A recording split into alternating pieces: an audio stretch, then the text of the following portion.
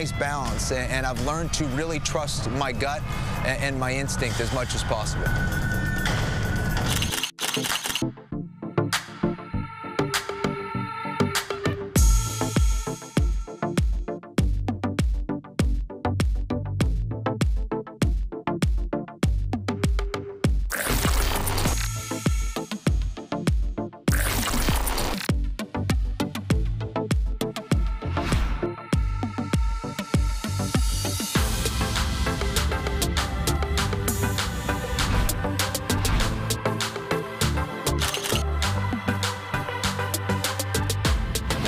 I'm one of 6 children. My father was a physician. He was a doctor, a surgeon, and he did judo early in his life. And he wanted us all in my family to learn martial arts, know how to defend ourselves. And he believed in the power of knowing how to defend yourself, and the fact that it will increase your confidence, your self-esteem, and help you achieve other things in your life. I think anytime you do something as challenging as the martial arts, fighting in general, it is extremely difficult. You know, when I first started training in martial arts, I was very young. I started in karate and kung fu and some judo.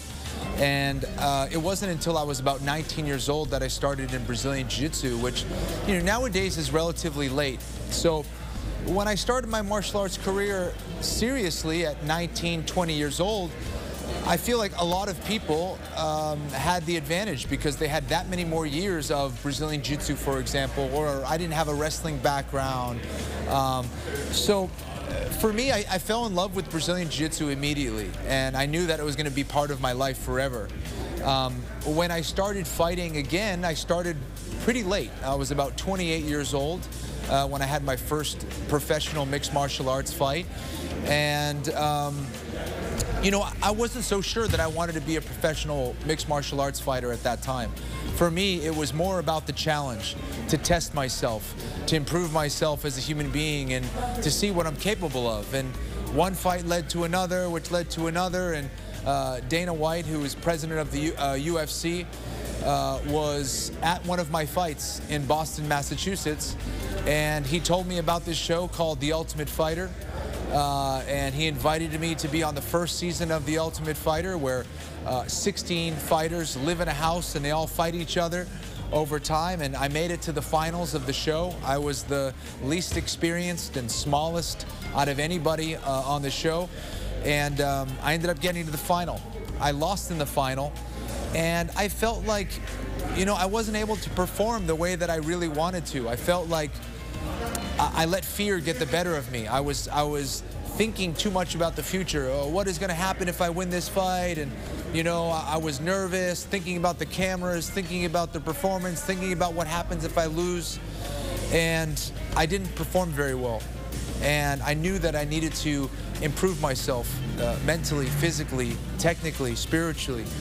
And I decided to dedicate myself as a professional mixed martial artist. It is extremely difficult, and it was extremely hard.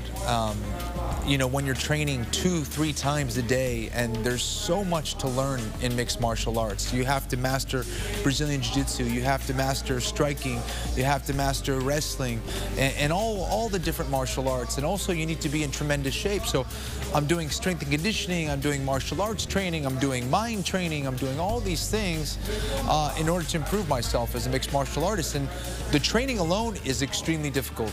But then the fight itself is very difficult as well. You know, it hurts when you get hit. It hurts when you hit others. You're sore every single day.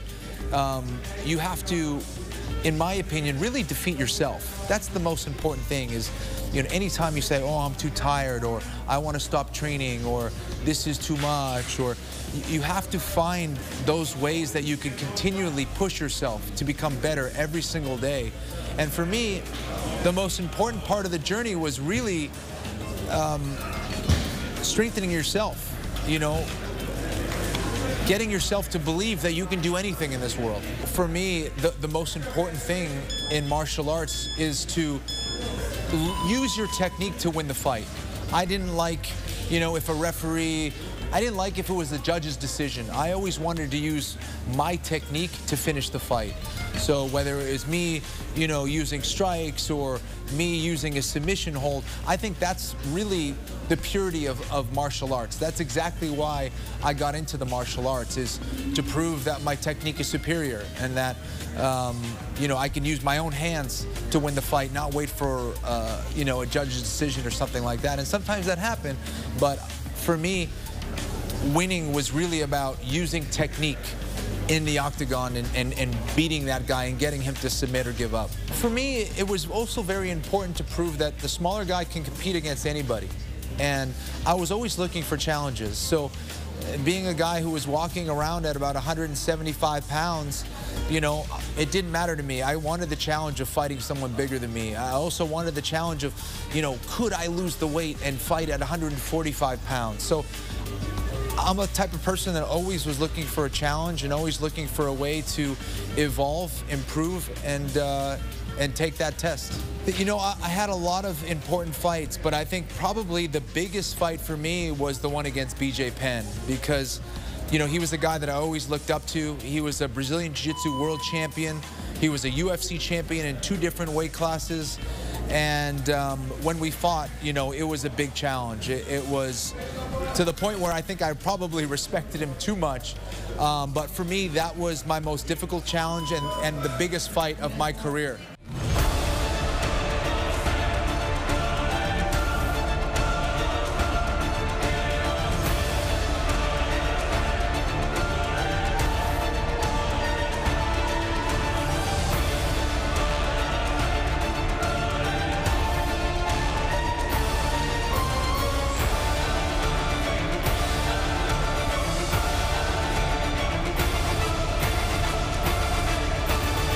Brazilian Jiu-Jitsu really is a way of life.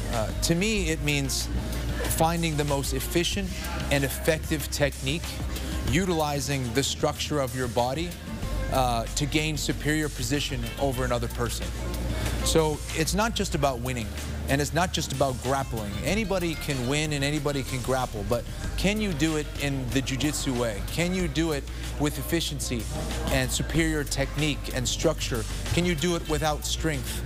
And I think, for me, Jiu-Jitsu still is improving and evolving every single day. And I feel that it's my responsibility, along with all the other Brazilian Jiu-Jitsu instructors, to continue to improve the art.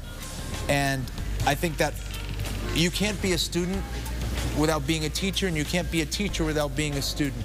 I think you need to understand and look at a technique every single time and question, why does it work? When does it work? And really be able to deconstruct it and see it in the most effective way possible, and see it with fresh eyes every single time, so you can help your students. And that is really my goal, is to be able to spread the art of Brazilian Jiu-Jitsu to others and improve the art and also improve lives. You know, anyone who's doing Brazilian Jiu-Jitsu, it's empowering. You learn about yourself. You learn about your abilities as a human. I think at any high level of martial arts, there is tremendous value. But for me, Brazilian Jiu-Jitsu is such a deep art. There is so much to it, and there's so much to learn, that for me, I find it to be an extremely effective way of improving yourself and learning about a martial art that is extremely effective. I think that the way that you are on the mat is a direct reflection of who you are. Are you panicking when you're on the mat? Do you tense up? Do you relax? Do you use your intelligence? Do you freak out and panic? You know, so I think that it's a great way of learning about yourself. And for me, Brazilian Jiu-Jitsu puts you in all those vulnerable positions, all those positions that are difficult. It tests you every single day.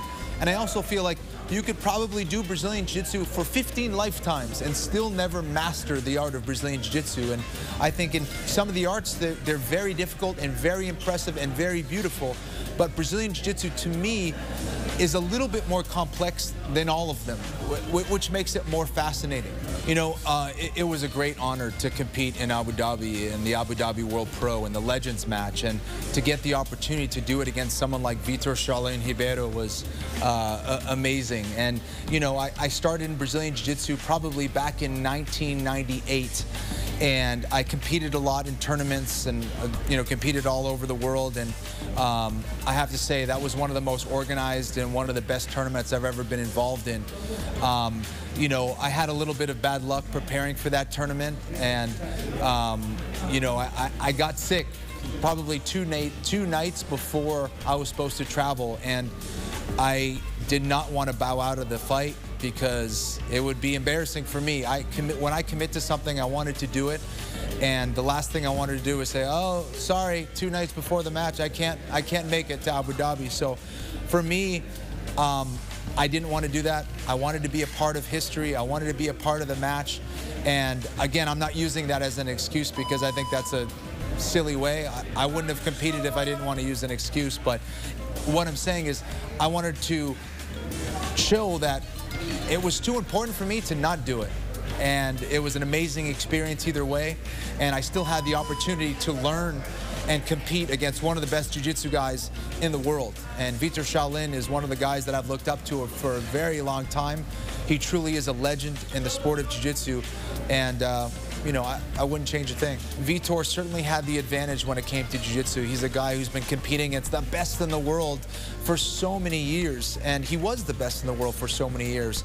And it was with the gi. And as I was coming back and getting back into training, I knew he was going to have the advantage. But that's the kind of thing I like. I like the challenges. I like those big challenges. For me, I'm not afraid to lose. I'm not afraid to, I'm not afraid to experience that kind of challenge because I know it's only going to make me better. And anytime I get to compete against someone at the level of Vitor Shaolin Ribeiro, who's world class, I know it's only going to make me better as a martial artist. And that has always been my goal, after all, is to be a better martial artist. When I was in Abu Dhabi and I found out that basically Brazilian Jiu-Jitsu is trying to become a national sport there, I thought it was one of the most beautiful things ever, because for me, Brazilian Jiu-Jitsu is a big part of my life, and it has changed me so much as a human being. And I think that in today's world, things are very chaotic right now. Things can get a little crazy in the world. And for me, Brazilian Jiu-Jitsu can change your perspective. It gives you a greater perspective.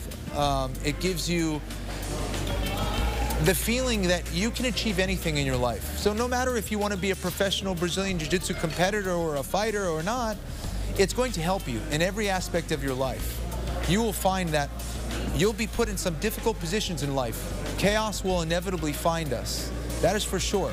We can't always depend on happiness, but we can depend on our perspective and how we see the world. And I think with Brazilian Jiu-Jitsu, when you realize, you can escape certain bad positions, you can overcome, you can improve your life, these are the things that you carry with you for the rest of your life. And to me, to see, a lot of people influenced by Brazilian Jiu-Jitsu and encouraged to train in Brazilian Jiu-Jitsu, I think that's something that we very much need in this world.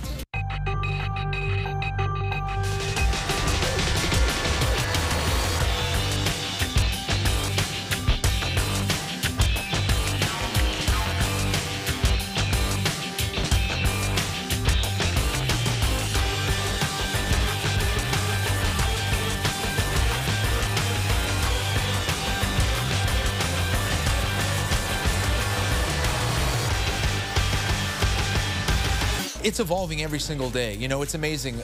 Again, I started training in about 1998. The sport has evolved a tremendous amount. I think we have better competitors. We have better coaches. We have better knowledge. It is spreading all over the world now. So now we have more minds and more coaches that are working to improve the art. So I think we're on the path of continuing to improve Brazilian Jiu-Jitsu as a martial art. So I think we just need to continue on that path and always kind of, as instructors, as coaches, always try to look at it with a fresh pair of eyes and say, again, how do we continue to improve the art? How do we make it better every single time out? And from there, it will continue to spread. Brazilian Jiu-Jitsu, I see it like a technology. It truly is.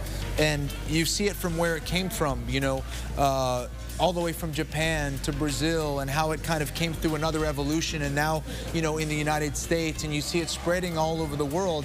we're seeing techniques evolve and become more efficient, and that's what we're supposed to be doing. So you see now the level of the competitors and the age of the competitors, they're starting so young now that you see these competitors getting better and better every single time. The technique is being improved every single time. So this technology really of Brazilian Jiu-Jitsu is continuing to improve, and it's a beautiful thing. I think that it's very important to know how to fight on the ground, and it becomes such a complex game of chess. You know, the fighters are getting better all the time.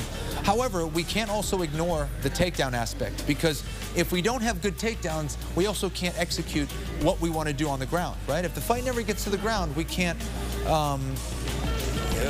do what we want to do. So I think it's important to continue to evolve the takedown game and keep that in mind. But as a sport, I think we're seeing the techniques improve and become more efficient. And the direct path to the submission is getting better and better every single time. Absolutely. I think there's always new aspects of Brazilian Jiu-Jitsu that we can integrate into mixed martial arts. I think that there's a lot of things we still don't know. And we need to find the balance also of the sportive aspects of Brazilian Jiu-Jitsu and also the fight, the combat applications of Brazilian Jiu-Jitsu. There needs to be a balance, because we do Brazilian Jiu-Jitsu, after all, to learn how to defend ourselves. So we need to find the balance of knowing how to use Brazilian Jiu-Jitsu for a fight and knowing how to use Brazilian Jiu-Jitsu for the sportive aspects. Because everyone joins and does Brazilian Jiu-Jitsu for different reasons. Some want to learn how to defend themselves. Some want to do it to lose weight. Some want to do it to get in shape. Others want to do it to compete. So we need to be able to have a versatile art when it comes to Brazilian Jiu-Jitsu.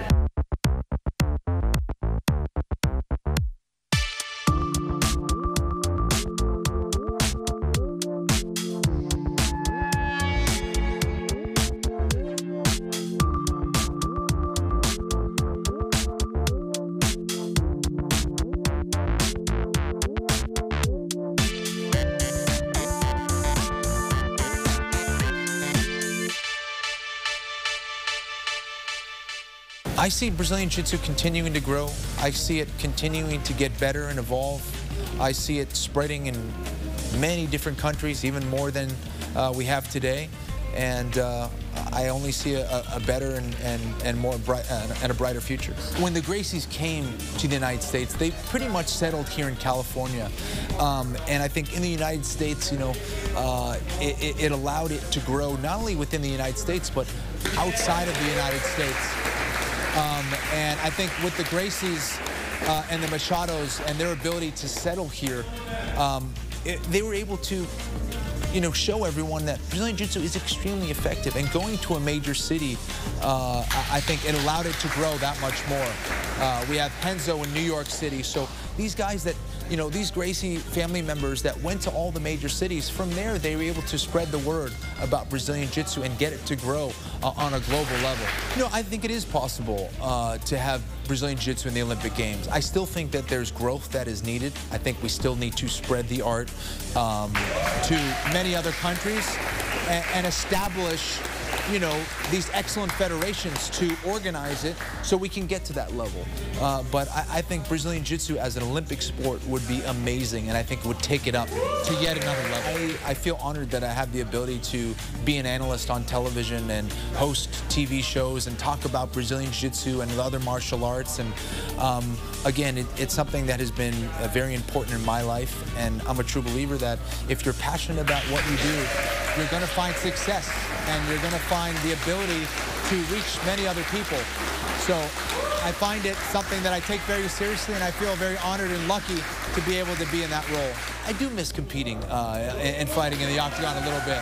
The sport has changed so much, but I do miss competing, but I had my time, and I'm lucky that I was able to do it. I learned a lot, had a lot of fun, and right now I enjoy being an analyst and being a fan of the sport. Listen, I think that for Conor McGregor, he had a tremendous opportunity to make a lot of money against one of the best boxers in history. Floyd Mayweather is an absolute master, but at the end of the day, it was in his realm. And I'm a huge fan of Conor McGregor, a huge fan of Floyd Mayweather, but I think it was pretty clear that Conor was going over in Floyd Mayweather's sport. And I think that he did pretty well, considering that Floyd has been training for boxing his whole life, where Conor, that was a smaller aspect of what he does.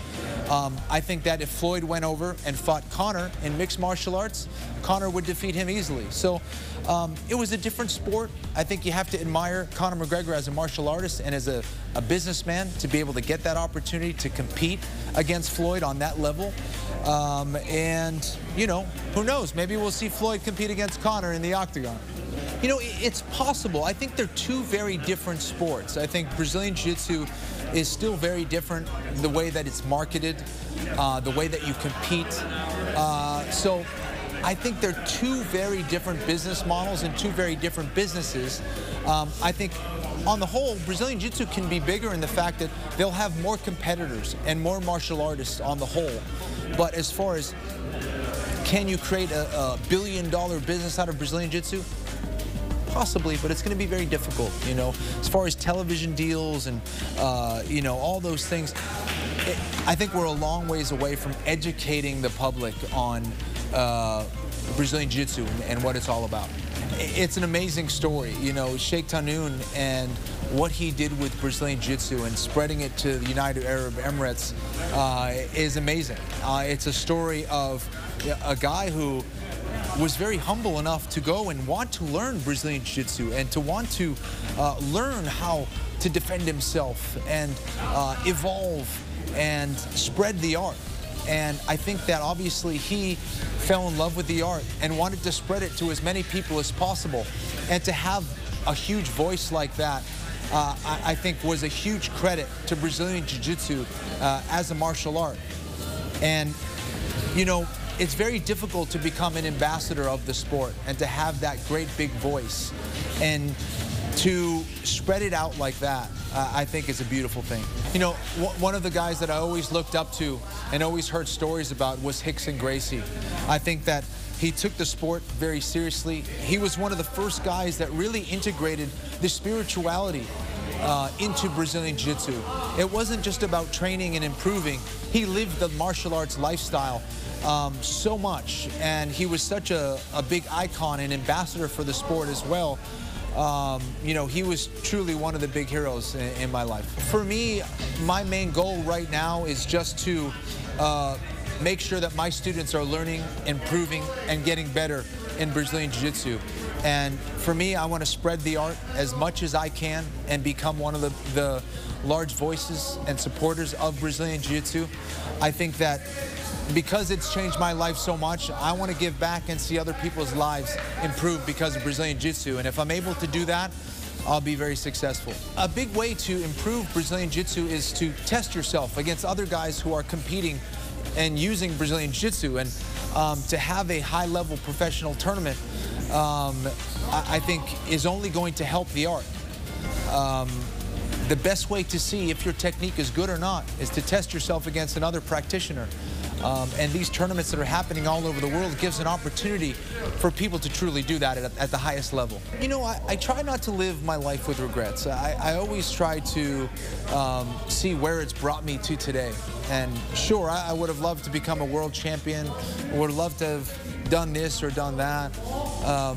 But for me, I'm happy and satisfied with where I am as an individual and where I am as a martial artist. And when I got into Brazilian Jiu-Jitsu and when I really fell in love with it, I always thought I would become an instructor. And for me, you know, when we die, we don't carry those championships with us. We don't carry any of those things with us. I think for me, if I can spread my legacy and help others and have them become champions, I'll be equally as happy. To me, that's not the important thing. To me is, you know, am I a good person and have I helped others? Believe in yourself, believe in the technique of Brazilian Jiu-Jitsu, and understand that you can achieve anything you want in this life.